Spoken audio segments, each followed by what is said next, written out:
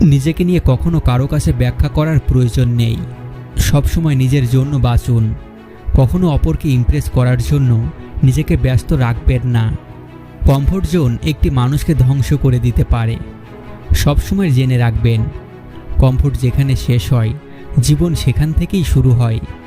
আরেকটি কথা মনে রাখুন, আপনার পরিবার এবং আপনার বন্ধুরা আপনাকে শুধুমাত্র সাপোর্ট করতে পারে, কিন্তু আপনার জীবনের সকল সমস্যার সমাধান আপনাকেই করতে হবে।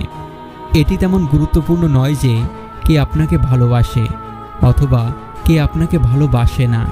শুধু এটি দেখার যে আপনি আপনার নিজেকে কিভাবে দেখেন। অনেক চেষ্টা করার পরেও যদি আপনি অসফল হন, তাহলে ভেঙে পড়বেন না, বরং চেষ্টা চালিয়ে যান। কারণ আমাদের জীবনে কিছু কিছু সময় এমন পরিস্থিতি আসে যা আমাদের নিয়ন্ত্রণে থাকে না।